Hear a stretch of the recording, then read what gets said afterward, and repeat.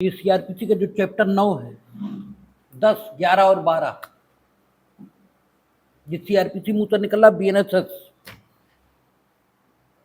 इसका 9, 10, 11 और 12 ये निवारक कार्यवाहियों से संबंधित है, यानी प्रिवेंटिव एक्शन यहां चलेंगे। अपराध न हो इसके लिए जो कुछ किया जा सकता है वो यहां किया जाएगा। यहां कोई विचारण की कार्यवाही नहीं चलेगी, और चूंकि ये सब कुछ न्यायालय द्वारा किया जाएगा,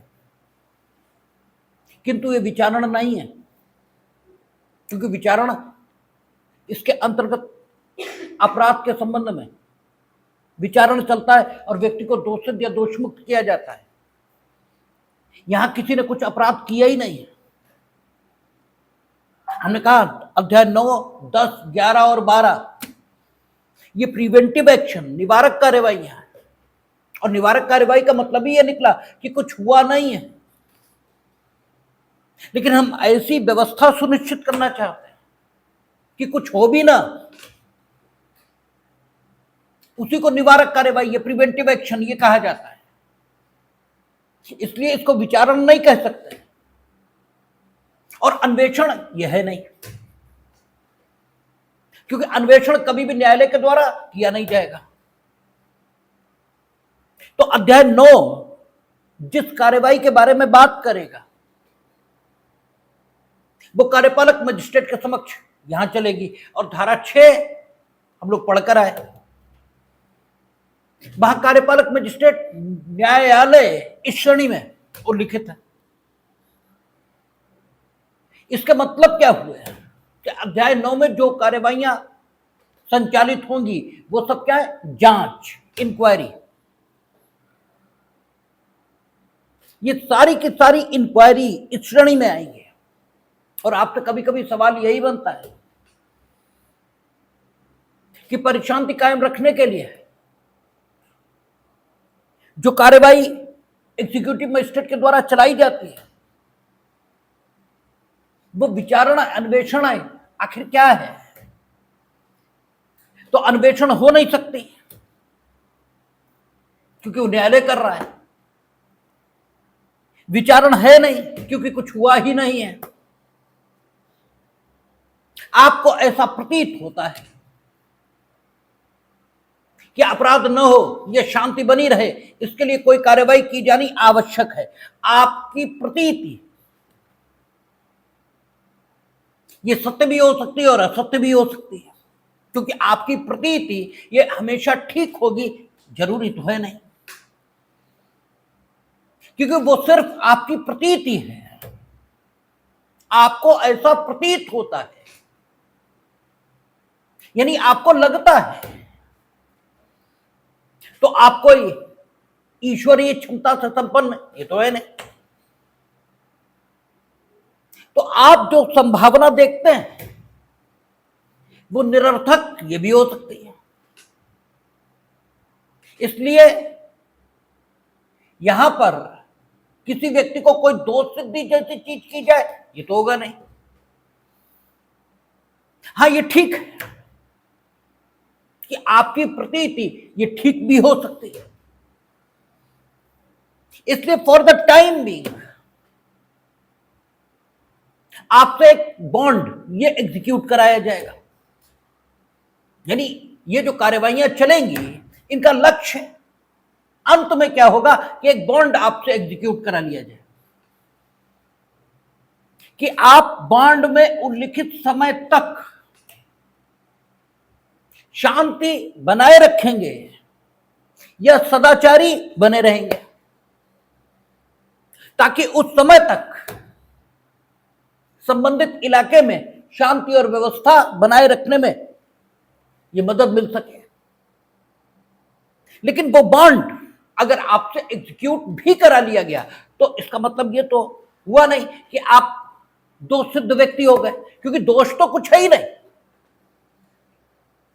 लेकिन केवल चूंकि मामला अर्जेंट प्रकृति का लगता है, अध्याय 9 में कार्यवाही कब होगी? जबकि एग्जीक्यूटिव मजिस्ट्रेट को यह लगेगा कि आपसे अगर हमने बॉन्ड न लिया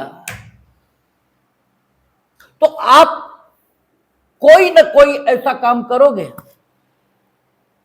जिससे लोक शांति, पब्लिक ट्रैंक्विलिटी, इससे खतरा पैदा होगा और लोक शांति भंग हो जाएगी। इसलिए वो आपसे एक बॉन्ड एग्जीक्यूट करा लेगा। तो चूंकि मामला उसे आपातिक लग रहा है, इसलिए उसे सुविधा दी गई है कि वो आपसे एक बॉन्ड ले ले, और उस बॉन्ड का आप पर कोई विशेष असर ये भी नहीं होने वाला है, क्योंकि आप दोषसिद्ध व्यक्ति उसके नाते से मान लिए जाओ, ये भी नहीं। इसलिए एग्जीक्यूटिव मजिस्ट्रेट को शांति के हक में आपसे एक बॉन्ड एग्जीक्यूट कराने की ताकत ये कानून के द्वारा उसे दी गई है। इस बॉन्ड को एग्जीक्यूट कराने की प्रक्रिया क्या होगी, इसका वर्णन अध्याय 9 में विस्तार से किया गया है। मोटा मोटा इसको पहले समझ लेते हैं, क्योंकि अगर मोटा मोटा नहीं समझा और सेक्शन बाय सेक्शन हमने इसे समझाना शुरू किया, तो चूंकि मोटा मोटा आपके कॉन्सेप्शन में नहीं होगा, इसलिए समस्या आएगी। तो पहली चीज ये समझ लीजिए कि 4 प्रकार के कामों को बचाने के लिए आपसे बॉन्ड लिए जा सकते हैं। पहले सीआरपीसी की धारा थी 106, 107, 108, 109 और 110। इन्हीं 5 प्रकार के बॉन्डों को एग्जीक्यूट करने के लिए आपको शो कॉज नोटिस ये दिया जा सकता है। क्योंकि पहली बात तो आपसे पूछा जाना चाहिए कि आखिर हम आपसे बॉन्ड क्यों ना एग्जीक्यूट कराएं। सबसे पहले तो आपको कारण दर्शित करने का मौका ये मिलना चाहिए।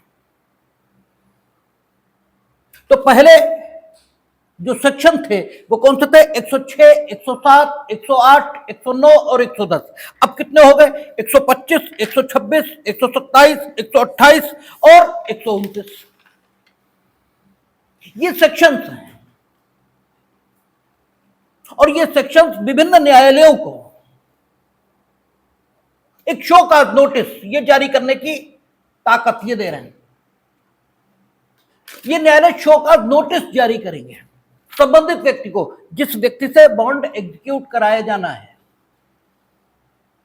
हालांकि 125 में शो कॉज नोटिस नहीं है, ठीक है। आपका जो 126 से लेकर 129 तक की धाराएं हैं, उनमें शो कॉज नोटिस ये जारी होगा कि संबंधित व्यक्ति को शो कॉज दिया जाएगा कि आपसे बॉन्ड क्यों ना एग्जीक्यूट कराया जाए। क्योंकि जो 125 है, ये जो पुरानी 106 है, उसमें भिन्न स्थिति है जिसमें व्यक्ति से बॉन्ड एग्जीक्यूट कराया जाना है, और बाकी 107, 108, 109, 110 जो वर्तमान में 126, 127, 128 और 129, इनमें भिन्न स्थितियां हैं। इनमें आपसे बॉन्ड एग्जीक्यूट कराने के लिए यह आदेश दिया जा सकता है। तो सबसे पहले आपसे कारण बताओ। अब चूंकि आप दोषी ये तो है नहीं, ना आप अभियुक्त हैं, ना आपके खिलाफ कोई विचारणा की कार्यवाही चल रही,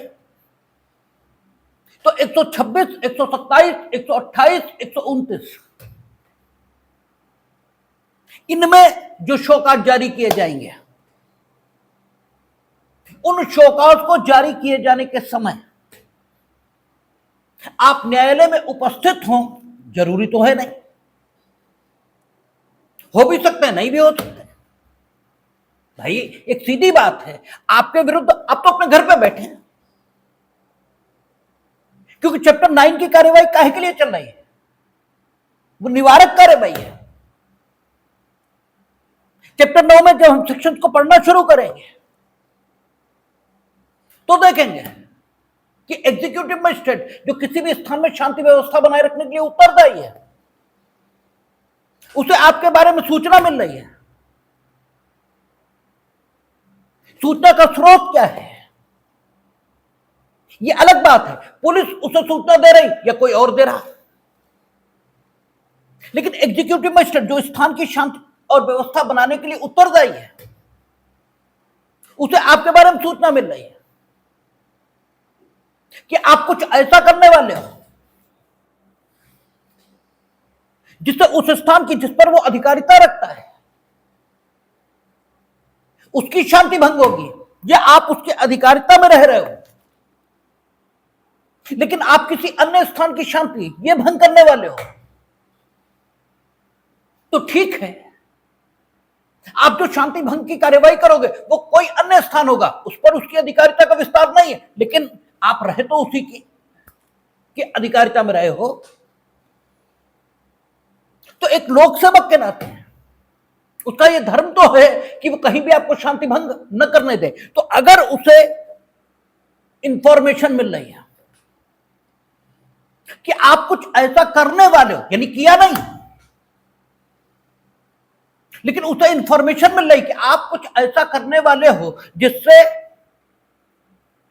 उस स्थान की शांति भंग हो जाएगी जिस स्थान पर उसकी अधिकारिता है, या फिर आप उसकी अधिकारिता में हो लेकिन किसी अन्य स्थान की शांति ये भंग करने वाले हो, ये इंफॉर्मेशन उसे मिल रही है। तो उस समय आप तो अपने घर पर हो, आप उसके समक्ष तो नहीं हो, आपको क्या मालूम कि इंफॉर्मेशन मिली है, और इंफॉर्मेशन ही तो है। और इंफॉर्मेशन भी क्या है कि आप कोई ऐसा काम करने वाले हो जिससे उस स्थान की शांति भंग हो जाएगी जिस स्थान पर वो अधिकारिता रखता है, या आप उसकी अधिकारिता में होते हुए कुछ ऐसा करने वाले हो जिससे किसी अन्य स्थान की शांति ये भंग हो रही है। यही इंफॉर्मेशन तो उसे मिली है, और कोई इंफॉर्मेशन ये तो है ही नहीं। और इंफॉर्मेशन ये सत्य है या असत्य, इसकी जानकारी, इसका कुछ विश्लेषण, इसका कुछ मूल्यांकन ये तो होना ही चाहिए, और वो सत्य है अथवा असत्य इसका निर्धारण आपके खिलाफ इंफॉर्मेशन देने वाले उसे सुनवाई का अवसर, और आपको सुनवाई का अवसर ये उपलब्ध कराने के बाद ही हो सकता है। तो जिसने इंफॉर्मेशन दी, चलो उसे तो मालूम है कि हम इंफॉर्मेशन दे रहे हैं, लेकिन आपको क्या मालूम कि आपके विरुद्ध इस प्रकार की इंफॉर्मेशन दी गई है? आपको तो जानकारी नहीं हो सकती। तो आपको जानकारी मिलनी चाहिए, आपको जानकारी मिलनी चाहिए। फिर पहली चीज, इंफॉर्मेशन उसे मिली, तो इंफॉर्मेशन मिलने के बाद वो ये निर्णय करे कि हां हम आपको बुलाएंगे कारण दर्शित करने के लिए, क्योंकि इंफॉर्मेशन हमें क्रेडिबल लग रही है।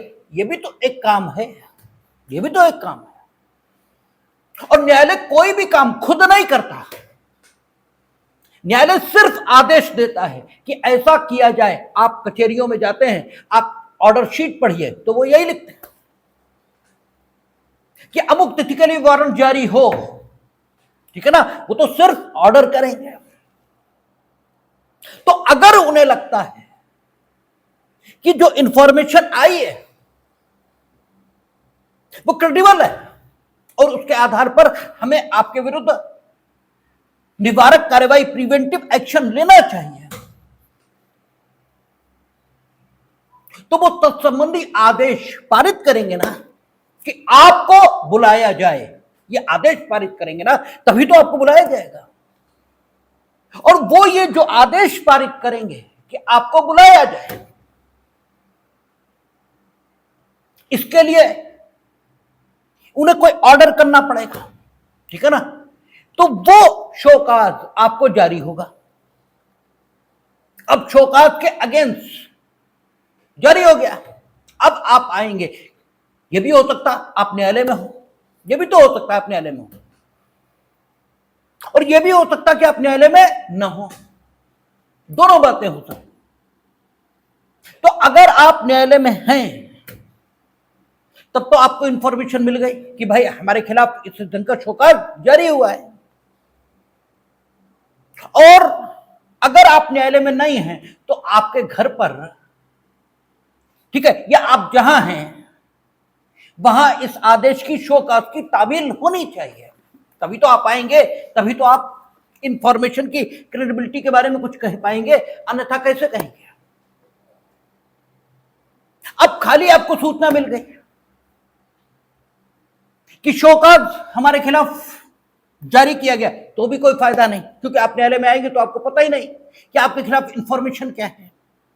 ठीक है, तो उस इंफॉर्मेशन का सबस्टेंस, सार, ये भी जाना चाहिए ताकि आप तैयार होकर आए। अब आप आ गए तो आपको भी कुछ कहने का अवसर मिलना चाहिए, आपको ये कहने का अवसर मिलना चाहिए कि भाई इंफॉर्मेशन सही है, गलत है, जो भी है। अब एक दिन में आप अपनी बात कहेंगे और समाप्त कर लेंगे, ये जरूरी नहीं है। यानी आपको कहने का समुचित अवसर, सुनवाई का पर्याप्त अवसर और इंफॉर्मेशन जिसने आपके खिलाफ दी, दोनों को अवसर अपना मिलना चाहिए। तो सुनवाई होगी, और पहले इस सुनवाई को करने के लिए जो धारा थी वो कौन सी थी? 116 पिछली सीआरबीसी में। तभी आप कहते थे 107-16 की कार्यवाही हुई है, ये कहते थे। अब सेक्शन बदल गया। अब ये जो पहले 116 की कार्यवाही थी वो आपका 135, ठीक है, इसमें हो गया था। अब ये कार्यवाही जांच चलेगी, आपको भी सुनवाई का अवसर, और जिसने इंफॉर्मेशन आपके खिलाफ दी उसे भी सुनवाई का अवसर, दोनों को सुनवाई का अवसर रहेगा। अब सुनवाई ये तो कुछ दिन चलेगी। इस बीच जब सुनवाई चल रही है, इस बीच आप शांति भंग कर सकते हो, इस आशंका से इनकार नहीं किया जा सकता। इस बीच भी तो कर सकते हो। अभी तो शोकॉज जारी हुआ, और शोकॉज जारी होने के बाद आपको बुलाया गया और आपको सुनवाई का अवसर ये दिया गया। आप अपनी बात कह रहे हो, वो अपनी बात कह रहे हैं, एक जांच चल रही है। तो ये जांच जब तक लंबित बनी हुई है तब तक भी तो शांति भंग हो सकती है। इसलिए पहले 116(4) था शायद, ठीक है ना, अब 135(4) होना चाहिए। अगर पहले 116(4) था,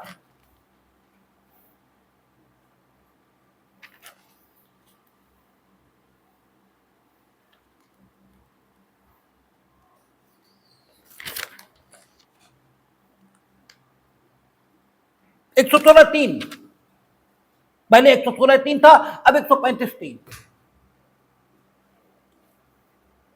इसमें जब तक ये जांच लंबित रहेगी तब तक आपको अस्थायी तौर पर एक बॉन्ड एग्जीक्यूट करने का के लिए निर्देशित किया जा सकता है कि आप जब तक जांच लंबित है तब तक बॉन्ड एग्जीक्यूट करें कि आप शांति बनाए रखेंगे। और यही बॉन्ड कचहरी में रोज कहते हैं 107-16 में मुचलके दाखिल हो गए, यही वो मुचलके हैं जो दाखिल किए जाते हैं।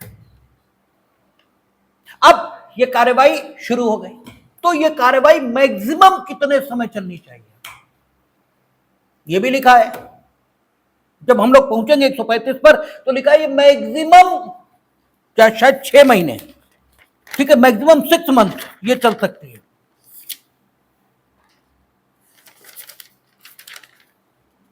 एक 135 में देखेंगे तो 6 महीने, ये मैक्सिमम 6 मंथ चल सकती है। और अगर 6 मंथ में खत्म नहीं हुई तो ये ऑटोमेटिकली 6 मंथ में खत्म मान ली जाएगी। अगर 6 महीने में किसी निष्कर्ष पर ये कार्यवाही नहीं पहुंचती तो ये ऑटोमेटिकली खत्म मानी जाएगी। इसीलिए वहां कहा जाता है कि 107-16 ये 6 महीने में खुद ही खत्म हो जाती है। और अगर 6 महीने के पूर्व ही न्यायालय इस निष्कर्ष पर पहुंचता है कि आपके खिलाफ सूचना ठीक दी गई है और आपको बॉन्ड एग्जीक्यूट करना चाहिए, तो फिर आपसे पहले 117 और अब 136 इसमें बॉन्ड एग्जीक्यूट कराया जाएगा। अब ये जो बॉन्ड है ये परमानेंट है। पहले केवल जब तक कार्रवाई चलनी थी तब तक के लिए मुचलका फाइल हुआ, अब कार्रवाई समाप्त हो जाएगी, पूरी सुनवाई हो गई है और अब फाइनल मुचलका आपसे लिया जाएगा और वो मुचलका उतने समय प्रवर्तन में रह सकता है जितने समय प्रवर्तन में रहने के लिए आपको शुरुआत में शोकाज दिया गया था। ठीक है, हमने 24 साल की वकालत में अभी तक किसी के खिलाफ परमानेंट मुचलका, ठीक है, दिए जाने का आदेश पारित होते नहीं देखा, लेकिन हुए तो होंगे ही, हमने नहीं देखा फिलहाल। ठीक है, लेकिन कानूनन प्रावधान है कि परमानेंट मुचलका, परमानेंट से तात्पर्य है उतनी अवधि का जितनी अवधि का शोकाज नोटिस में उल्लिखित था कि मैक्सिमम इतनी अवधि का, मैक्सिमम कितनी अवधि का मुचलका आपसे मांगा जा सकता है जांच के उपरांत, ये अभी आ जाएगा। ठीक है, तो उतनी अवधि का मुचलका आपसे मांग लिया जाएगा। जांच का निष्कर्ष ये भी हो सकता है कि सच्चा जो इंफॉर्मेशन दी गई वो झूठी है, मुचलका एग्जीक्यूट कराने की कोई जरूरत नहीं है। अगर जांच का निष्कर्ष यह आता है तो पहले धारा 118 थी, अब 137 हो गई होगी। इसके अंतर्गत आपको डिस्चार्ज कर दिया जाएगा, उन्मोचित किया जाएगा। एक चीज खूब समझ लें, 3 शब्द आपसे पूछे जाते हैं। दोष मुक्ति ये क्या है, उन्मोचन ये क्या है, और आपका, ठीक है, दोष सिद्धि वो तो आपको मालूम ही है। तो दोष मुक्ति अलग बात है और उन्मोचन अलग बात है। अगर आपकी दोष मुक्ति हुई है या दोष सिद्धि हुई है तो वो अपराध के लिए ही होगी, और दोष सिद्धि या दोष मुक्ति के प्रवर्तन में रहते आपको संबंधित इशू पर दोबारा से सामान्य क्रम में अभियोजित नहीं किया जाएगा। यद्यपि यह बात भी पूरी तरह सच नहीं है, आपको उसी इशू के लिए दोष सिद्धि या दोष मुक्ति प्रवर्तन में रहते हुए भी दोबारा से प्रोसिक्यूट किया जा सकता है यदि धारा 300 जो पुरानी सीआरपीसी की थी, जो अब बदल गई होगी, उस धारा 300 सीआरपीसी के मुताबिक आपको दोबारा भी प्रोसिक्यूट किया जा सकता है। लेकिन सामान्य स्थिति यह है कि आपको दोष सिद्धि या दोष मुक्ति के प्रवर्तन में रहते हुए उसी इशू पर दोबारा से प्रोसिक्यूट नहीं किया जाएगा। लेकिन जहां तक उन्मोचन का सवाल है, ये अपराध के विचारण में भी आपको प्रदान किया जा सकता है, और अगर आपका अपराध के सिवाय किसी अन्य इशू पर भी, ठीक है, आपके विरुद्ध कार्रवाई चल रही तो भी आपको उन्मोचित ही किया जाएगा। अगर अपराध के संबंध में आपके विचारण की कार्रवाई चल रही है तो अगर आरोप की विरचना हो चुकी है तो हमेशा आपकी दोष मुक्ति का आदेश पारित होगा, और दोष मुक्ति का आदेश पारित हो गया तो अगर धारा 300 सीआरपीसी जो पिछली 300 थी अब कितनी हो गई, 337, अगर उसमें वर्णित स्थितियां नहीं है तो दोबारा विचारण नहीं होगा। लेकिन अगर आपराधिक मामले में आरोप की विरचना नहीं हुई थी और आपको छोड़ा गया है तो दोष मुक्ति नहीं, आपका उन्मोचन होगा, और अगर उन्मोचन हुआ है तो आपका दोबारा विचारण भी हो जाएगा। इसलिए दोष मुक्ति यह बहुत बड़ी बात है, उन्मोचन बेकार की बात है। आपराधिक मामलों में। अब यहां तो कोई अपराध हुआ ही नहीं भाई, यहां तो कोई अपराध हुआ ही नहीं, यहां तो निवारक कार्यवाही चल रही है। और निवारक कार्यवाही इसके अंतर्गत आपसे बॉन्ड लिया जाए या न लिया जाए, इसके संबंध में जांच हो रही। जांच में हम इस निष्कर्ष पर आए कि बॉन्ड लेने की कोई जरूरत नहीं, जो इंफॉर्मेशन हमें मिली है वो बेसलेस है, उसका कोई आधार नहीं, वो निराधार है। तो आपको दोष मुक्ति ये तो किया नहीं जा सकता आपकी, भाई दोष मुक्ति कैसे कर देंगे? दोष मुक्ति अगर करें तो उसके लिए तो आपराधिक विचारणा ये चलना चाहिए।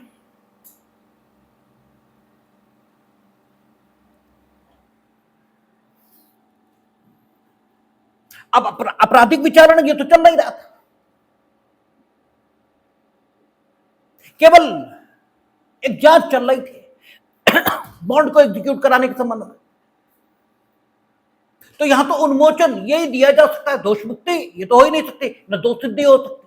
तो यहां आपको उन्मोचन पहले 119 में दिया जाता था, जबकि यह पाया जाता था कि इंफॉर्मेशन बेसलेस है, तो 119 में उन्मोचन, और अगर यह पाया कि इंफॉर्मेशन क्रेडिबल है तो आपसे 118 में बॉन्ड एग्जीक्यूट करा लेते थे।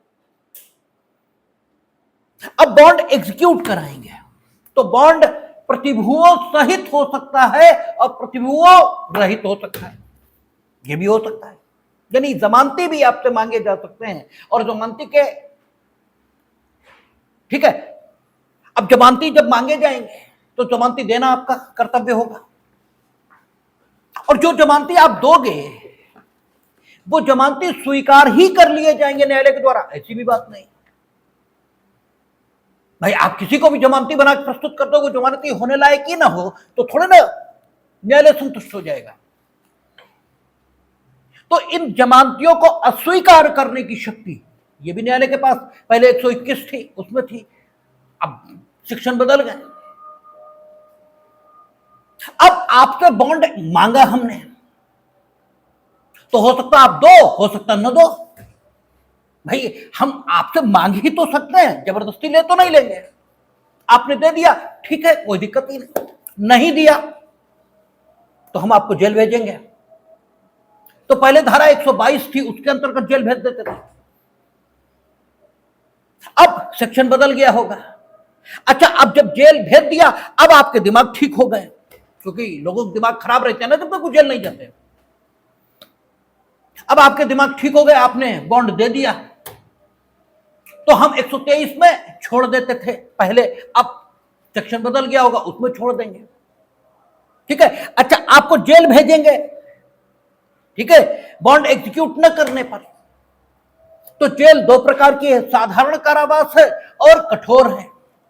तो किस ढंग की जेल में हम आपको भेजेंगे, यह भी लिखना पड़ेगा।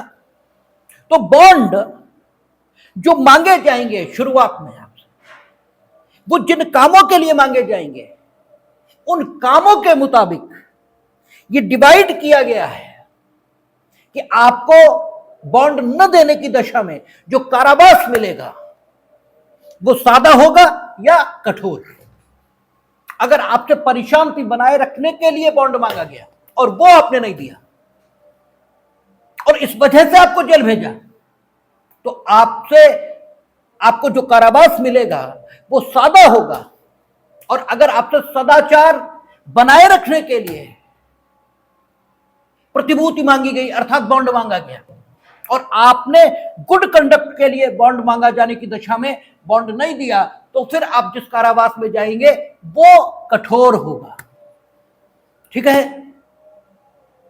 लेकिन जब अपराध करने की दशा में अगर आपको जेल भेजा जाता है तो भी मैक्सिमम लिमिट कारावास की तय होती है, ठीक है ना। तो यहां बॉन्ड आपसे मांगा गया, आपने अपराध तो कोई नहीं किया, तो कितनी अवधि के लिए आपको भेजा जाएगा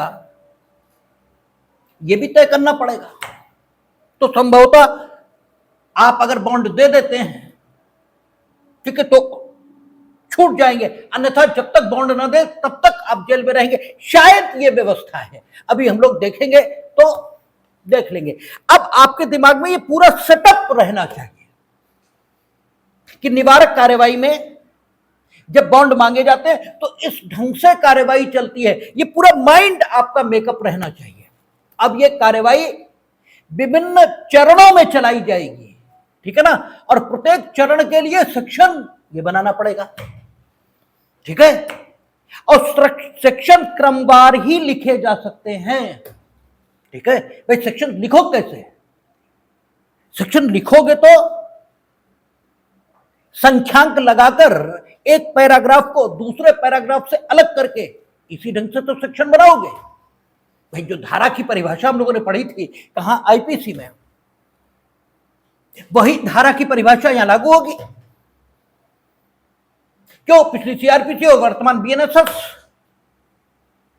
दोनों ये कह रही थी कि वे शब्द और पद जो यहां परिभाषित नहीं है,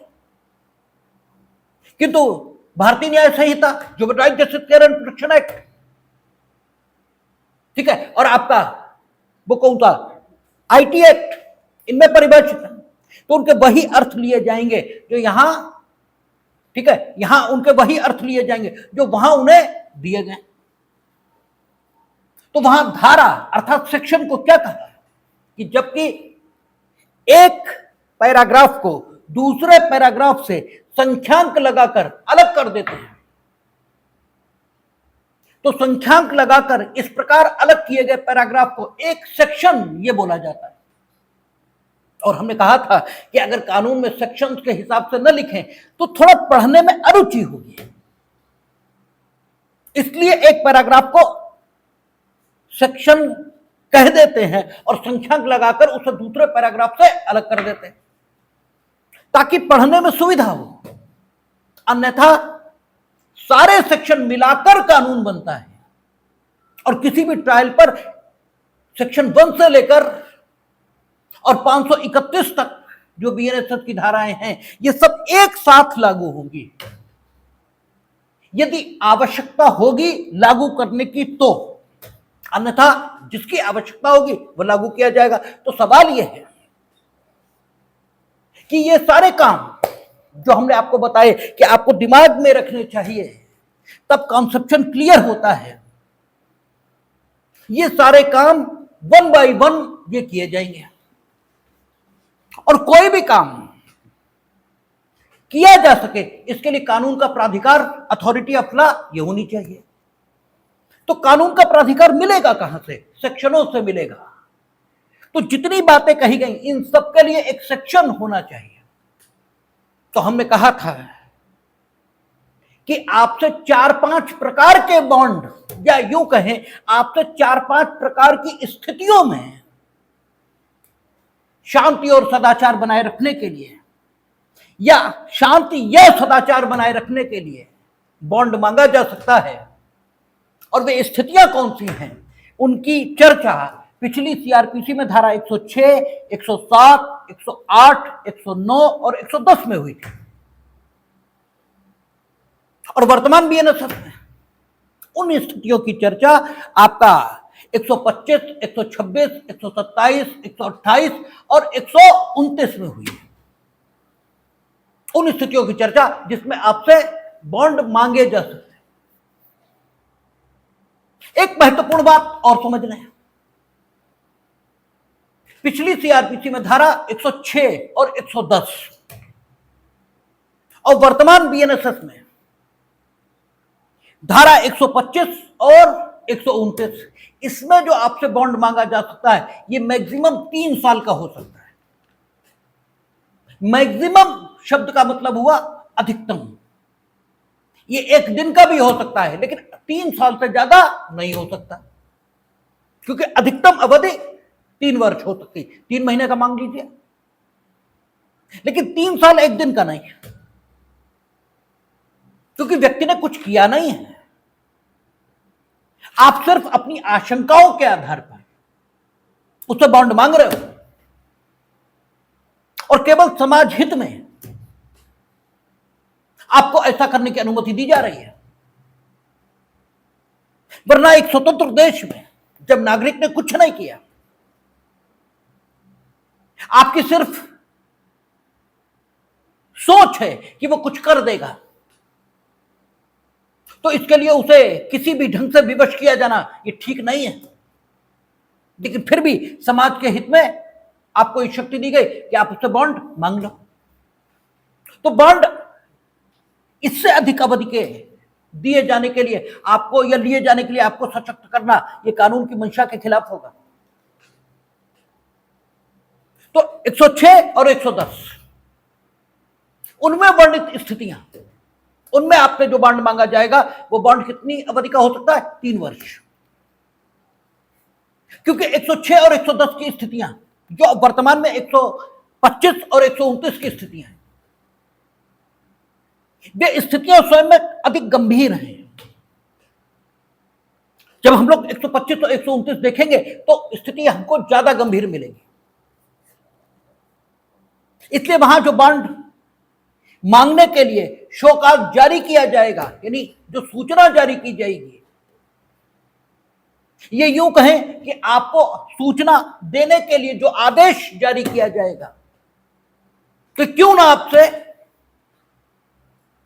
3 साल तक शांति या सदाचार या शांति और सदाचार इसे बनाए रखने के लिए बॉन्ड ले लिया जाए, वो 3 वर्ष अधिकतम का हो सकता है, क्योंकि स्थिति गंभीर है।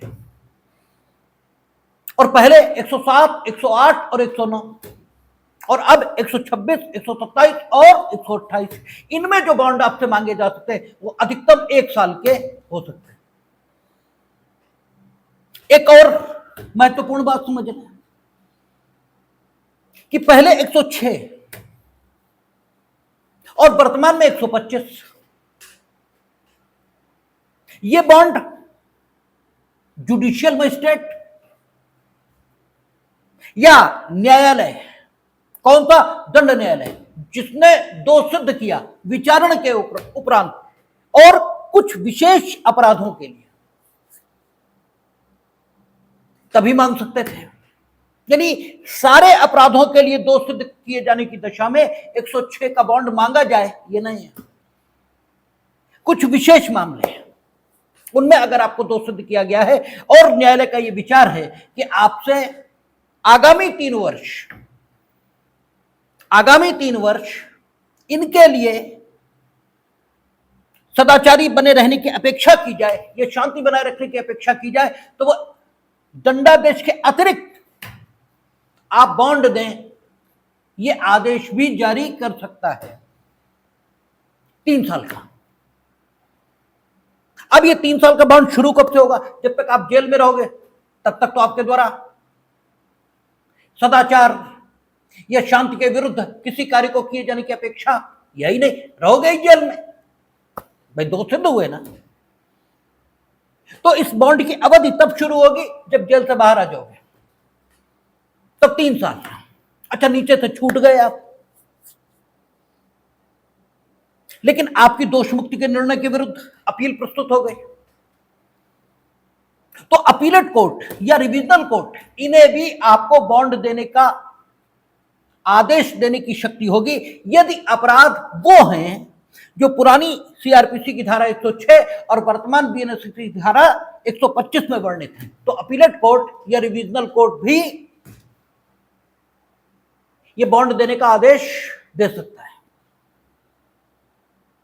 अब आप दोषित हो गए, बॉन्ड देने का आदेश यह भी दे दिया गया, आपने अपील प्रस्तुत की दोष सिद्धि के विरुद्ध और आपकी दोष सिद्धि अपास्त कर दी गई, तो बॉन्ड देने का आदेश भी स्वयमेव अपास्त माना जाएगा। क्योंकि जब आप से बॉन्ड हम क्यों मांग रहे थे? क्योंकि आपकी कतिपय अपराधों के लिए दोष सिद्धि ये हुई थी और उन अपराधों के लिए दोष सिद्धि आपकी खत्म हो गई, तो फिर बॉन्ड का कोई मतलब नहीं बचा। ठीक है, तो ये विशेष प्रकार के बॉन्ड हैं, ये सारा कॉन्सेप्शन आप अपने दिमाग में रखेंगे। अब इसे सेक्शन बाय सेक्शन कैसे कैसे एग्जीक्यूट किया जाएगा कानून की अधिकारिता के मुताबिक, ये देखते चलेंगे। अब देखें 125 कहता है दोष सिद्धि, दो सिद्धि पर परिशांति कायम रखने के लिए प्रतिभूत है। यानी 125 का बॉन्ड दो सिद्धि पर ही मांगा जाएगा। मार्जिनल नोट एकदम क्लियर कर रहा है बात। वो कहता दो सिद्धि पर, और 106 का बॉन्ड काहे के लिए होगा? परिशांति बनाए रखने के लिए, सदाचारी बने रहने के लिए नहीं होगा, केवल परिशांति बनाए रखने के लिए। यह भी खूब पूछा जाता है कि 106 में जो बॉन्ड मांगा जाएगा काहे के लिए होगा? सदाचारी बने रहने के लिए, परिशांति बनाए रखने के लिए। और परिशांति बनाए रखने के लिए, सदाचारी बने रहने के लिए जो बॉन्ड होंगे, इनमें जो डिफरेंस है इसके आधार पर फर्क आएगा। हमने आपसे कहा कि अगर परिशांति बनाए रखने के लिए बॉन्ड आपसे मांगा गया और आपने बॉन्ड नहीं दिया तो आपको कारावास होगा। किंतु कारावास की प्रकृति कैसी होगी? साधारण। और सदाचारी बने रहने के लिए बॉन्ड मांग दिया और आपने बॉन्ड नहीं दिया तो जो कारावास की प्रकृति होगी वो कैसी होगी? कठोर। इसलिए इमैटेरियल नहीं है। यह बात तात्विक महत्व की है और उस पर ध्यान देना चाहिए। और यह बात यहां लिखी नहीं मिलेगी। जब लास्ट सेक्शन हम लोग पढ़ना शुरू करेंगे, यानी वो बताएगा कि बॉन्ड न देने का परिणाम क्या होगा, प्रभाव क्या होगा, तब यह बात लिखी मिलेगी। और इसीलिए हमने कहा था सारी चीजों को अपने कॉन्सेप्शन में रखना है, नहीं तो जब लास्ट सेक्शन में पढ़ाना शुरू करेंगे तो मालूम पड़ा तो ध्यान ही नहीं आएगा। इसीलिए यह बात कही गई है। तो 106 देखें, कहता है कि दो सिद्धि पर परिशांति कायम रखने के लिए प्रतिभूत। यानी जब दो सिद्धि हुई है तब परिशांति बनाए रखने के लिए प्रतिभूत की मांग ये की जाएगी। और इसे करने का अधिकार कौन सा दे रहा है? 125 ये अधिकार दे रहा। किसे दे रहा? देखें, कहता है जब सज्जन न्यायालय, यह प्रथम वर्ग मजिस्ट्रेट का न्यायालय, यानी judicial magistrate of the second class को यह ताकत नहीं है, या एग्जीक्यूटिव मजिस्ट्रेट को 125 का बॉन्ड मांगने की ताकत नहीं है। हमें यह ध्यान में रखना चाहिए कि कानून दोनों तरीकों से प्रावधान करता है। कुछ प्रावधान वो अभिव्यक्त रूप से करता है और कुछ प्रावधान विवक्षित रूप से, इंप्लाइड तरीके से करता है। कानून जब अभिव्यक्त रूप से प्रावधान करता है तो वो लिख देता है कि अमुक काम अमुक के द्वारा किया जाएगा या अमुक काम नहीं किया जाएगा। लेकिन जब विवक्षित रूप से कोई प्रावधान होता है तो वो ये बता देते हैं कि अमुक काम अमुक के द्वारा किया जाएगा, बस बात खत्म। और उसका इंप्लाइड अर्थ होता है कि अमुक के अलावा किसी के द्वारा नहीं किया जाएगा। उसका इंप्लाइड अर्थ यह है, क्योंकि हमने आपसे पहले भी कहा कि हमने अगर यह कह दिया कि इस दरवाजे से बाहर जाएंगे तो उसका मतलब यह हो गया कि हमने यह भी कहा है कि उस दरवाजे से नहीं जाएंगे। आप इसका अर्थ यह नहीं ले सकते। और हमें सबसे ज्यादा गुस्सा इसी बात पर आती है, हम जब कोर्ट में होते हैं वो एक आएंगे कि ऐसा कर ले, हम कहेंगे हाँ ये करो, तो ये न करें। अरे भाई एक बार कह दिया कि ऐसा करो तो फिर ये न करें, ये पूछने की जरूरत कहां बची है?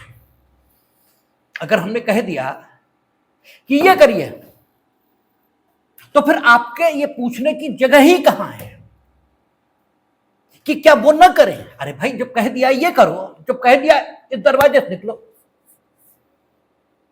तो आपको ये पूछने की जरूरत क्यों है कि क्या उस दरवाजे से ना निकले? तो बात खत्म है। और विशेषकर कानून के आदमी से अपेक्षा की जाती है कि वो तो पढ़े ही जो अभिव्यक्त लिखा है, वो भी पढ़े जो लिखे गए का संभावित अर्थ हो सकता है। जो लिखे गए का संभावित अर्थ होता है उसे भी विवक्षित रूप से लिखा गया माना जाता है कानून में। ठीक है, इस चीज को खूब स्पष्ट किया जाता है जब नवाब दूल्हे खां डिस्कस करते हैं हम लोग सीपीसी में, सेक्शन 9 के संदर्भों में। वहां कहता है कि सिविल सूट प्रत्येक सिविल बात का संज्ञान सिविल न्यायालय द्वारा लिया जाएगा, किंतु उस दशा में नहीं जबकि कोई विधि अभिव्यक्त या विवक्षित रूप से किसी सिविल मामले का संज्ञान सिविल न्यायालय द्वारा लिया जाना बाधित करती हो, रोकती हो, तो विधि कब विवक्षित रूप से किसी सिविल मामले का संज्ञान सिविल न्यायालय द्वारा लिया जाना ये रोकती है। ये नवाब दूल्हे खां में खूब विस्तार से बताया था। जिन लोगों ने सीपीसीएम से पढ़ी है उन्हें पता है कि नवाब दूल्हे खां किस ढंग से विवक्षित ढंग से प्रावधानित किए जाने को व्याख्यायित करता है। यहां जितना प्रासंगिक है उतनी ही बात कर रहे हैं। कानून अभिव्यक्त रूप से होता है, कानून विवक्षित रूप से, और विवक्षित रूप से कानून में लिखा ये तब कहा जाता है जबकि अभिव्यक्त रूप से जो लिखा है उसका संभावित अर्थ जो निकलता है उसके बारे में मानते हैं कि वो भी लिखा हुआ है, और लिखने का तरीका क्या है? अभिव्यक्त नहीं है, विवक्षित है, इंप्लाइड है। तो यहां कह दिया उन्होंने कि जब सेशन न्यायालय या प्रथम वर्ग मजिस्ट्रेट का न्यायालय, इसका मतलब यह हो गया कि 125 की ताकत, ठीक है, ये सेकंड क्लास मजिस्ट्रेट या एग्जीक्यूटिव मजिस्ट्रेट के द्वारा उपयोग नहीं की जा सकती। ये केवल सेशन न्यायालय या प्रथम वर्ग मजिस्ट्रेट का न्यायालय यही उपयोग कर सकते हैं। कहता है जब सेशन न्यायालय या प्रथम वर्ग मजिस्ट्रेट का न्यायालय किसी व्यक्ति को उपधारा 2 में विनिर्दिष्ट अपराधों में से किसी अपराध के लिए या किसी ऐसे अपराध के दुष्प्रेरण के लिए दोष सिद्ध ठहराता है और उसकी यह राय है कि यह आवश्यक है। यानी ताकत किसे मिली? सेशन कोर्ट और judicial magistrate of the first class. किन दशाओं में? जबकि उपधारा 2 में वर्णित अपराध के लिए वो दोष सिद्ध करे या उपधारा 2 में वर्णित अपराध के दुष्प्रेरण के लिए दोष सिद्ध करे। दुष्प्रेरण ये बीएनएसएस में परिभाषित नहीं है, तो दुष्प्रेरण का अर्थ क्या लेंगे? तो 2Y इसके प्रभाव से दुष्प्रेरण का अर्थ वही लेंगे जो पुरानी आईपीसी और वर्तमान भारतीय न्याय संहिता में दुष्प्रेरण का अर्थ बताया गया है, और वहां दुष्प्रेरण का अर्थ अलग बताया है और दुष्प्रेरक का अर्थ अलग बताया है। ठीक है ना?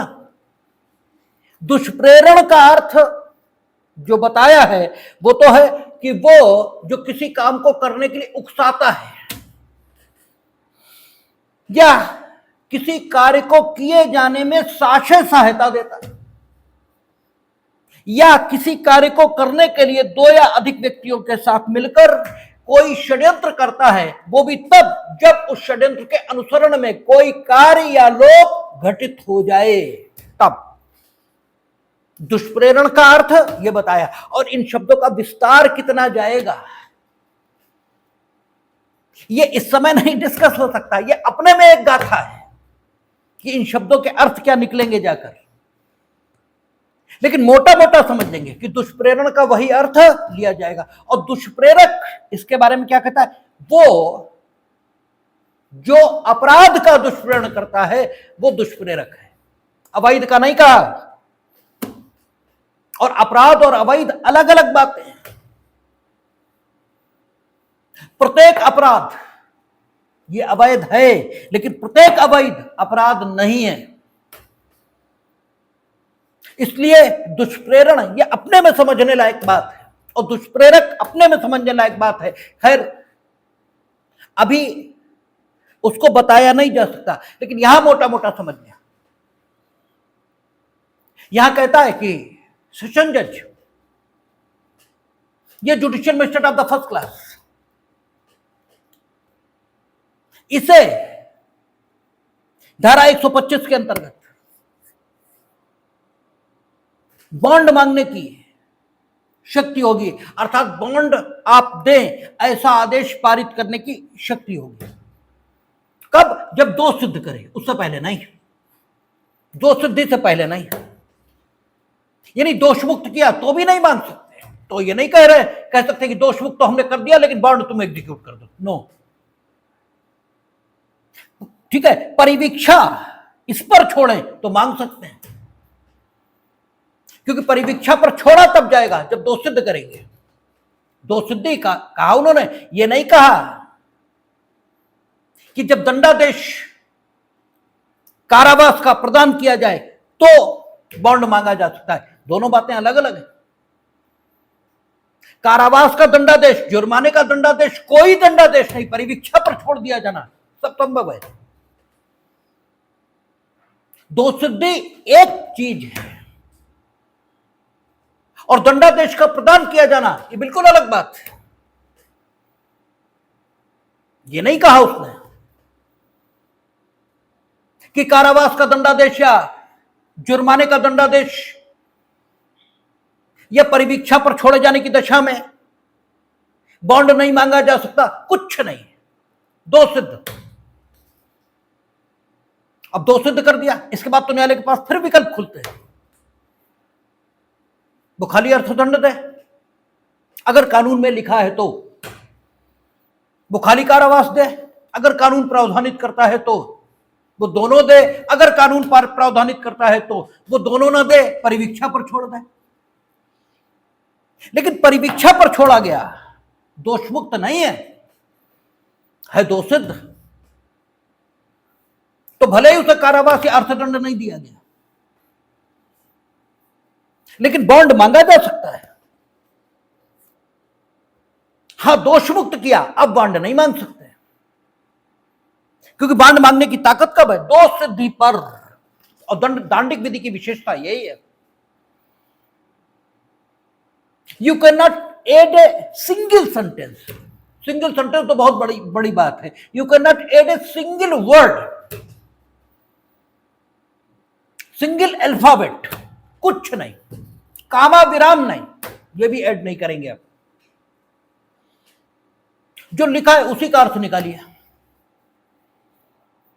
और मजेदारी यह है कि आप कानून के साथ सबसे ज्यादा खिलवाड़ करते हैं। जो चाहा तो बता दिया, जो मनाया तो बता दिया,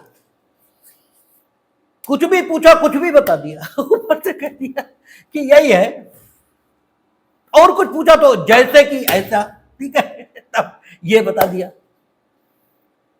जबकि इसमें कुछ भी करने की इजाजत आपको नहीं। कब देंगे? दोष सिद्धि पर।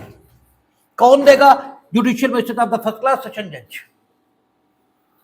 कब देंगे? जबकि वो उपधारा 2 में वर्णित अपराधों के लिए दोष सिद्ध करें या दुष्प्रेरण के लिए दोष सिद्ध करें, तब देंगे। कितना क्या दे सकते हैं? बॉन्ड एग्जीक्यूट करने का आदेश। कितने समय का? 3 साल का अधिकतम। बॉन्ड किस बात का? परिशांति बनाए रखने का, न कि सदाचारी बने रहने का। ठीक है, इतनी चीजें इसमें से निकलना है। अधिकतम 3 साल का बॉन्ड एग्जीक्यूट करने का आदेश दे सकेंगे। अब देखिए, यहां कोई जांच नहीं हो रही, या कोई जांच नहीं हो रही दोष सिद्धि की, क्योंकि दोष सिद्धि में विचारणा तो किया ही उन्होंने।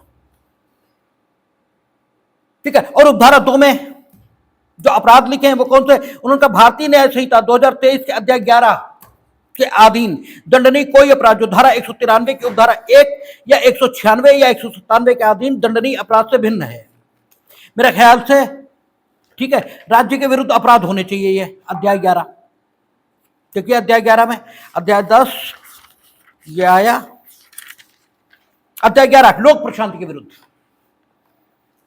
यानी लोक प्रशांति के विरुद्ध अध्याय 11 में जो अपराध बताए गए हैं उनमें जो बॉन्ड एग्जीक्यूट करने का आदेश नहीं देंगे वो किसमें किसमें नहीं देंगे? 193 की उपधारा 1, 193 की उपधारा 1 आपका,